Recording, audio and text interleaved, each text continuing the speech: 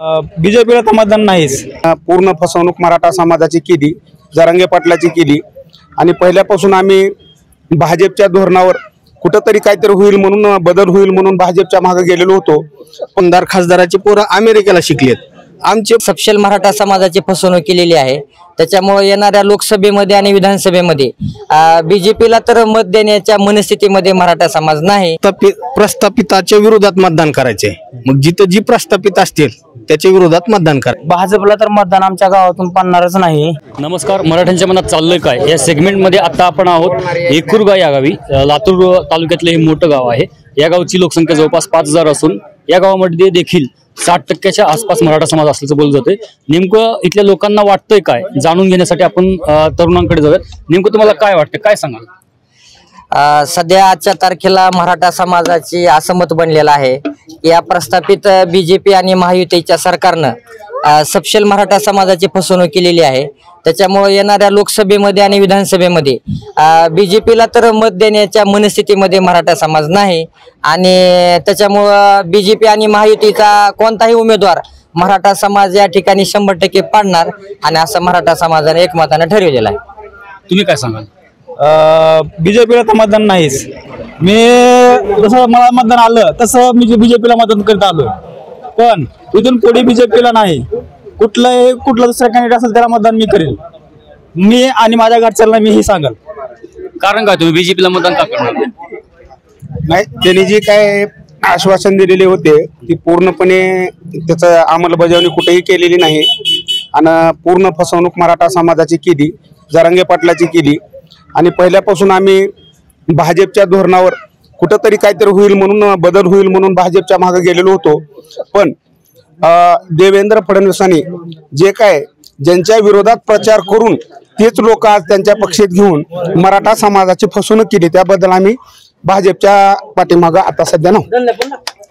तुम्ही काय सांगाल? कशासाठी, म्हणजे काय नेमकं काय भूमिका काय असेल तुमची?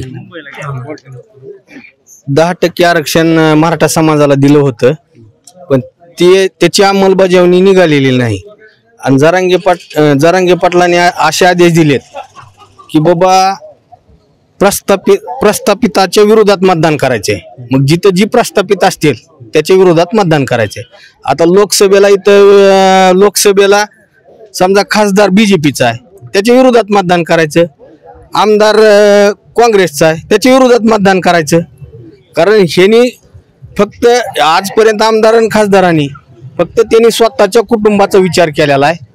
इतर समाजातले समजा सोबत असणाऱ्या सुद्धा कार्यकर्त्याचा त्यांनी कधी विचार केलेला नाही। प्रत्येकाने त्यांनी फक्त त्यांचे पोरं अमेरिकेला शिकलेत, आमदार खासदाराचे पोरं अमेरिकेला शिकलेत। आमचे पोरावाली जिल्हा परिषद शाळा नाही तर व्यवस्थित, आज आम्हाला इंग्लिश मिडियमला घालावं लागायले विद्यार्थीवाली। मग एवढी हेळसांड मराठा समाजाची करीत असताना मग मराठा समाज आज प्रस्थापिताच्या विरोधात आहे। मग जिथं भलेही प्रस्थापित कोणी का असणार त्यांच्या विरोधात 100% आहे। नक्कीच खूप छान आणि मोठे मुद्दे मांडलेले आहेत। त्यानंतर आणखी पण काही लोक आहेत आपल्यासोबत, त्यांच्याकडून जाणून घेऊयात। येणाऱ्या लोकसभेला एक अर्धा पिक्चर मराठे दाखवतील भाजपला आणि येणाऱ्या विधानसभेला पूर्ण पिक्चर दाखवण्यात येईल। काय सांगाल तुम्ही, काय विषय काय सांगाल? आरक्षणाचा लढा मनोज जरांगे पाटील यांनी उभा केलेला लढा आहे।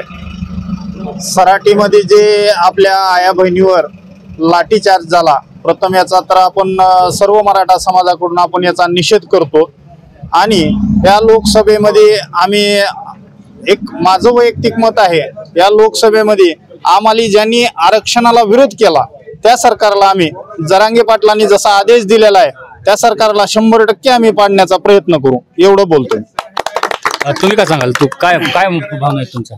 भावना म्हणजे ही भाजपला तर मतदान आमच्या गावातून पडणारच नाही, कारण मराठा समाज आमच्या गावाला 60% असल्यामुळं आणि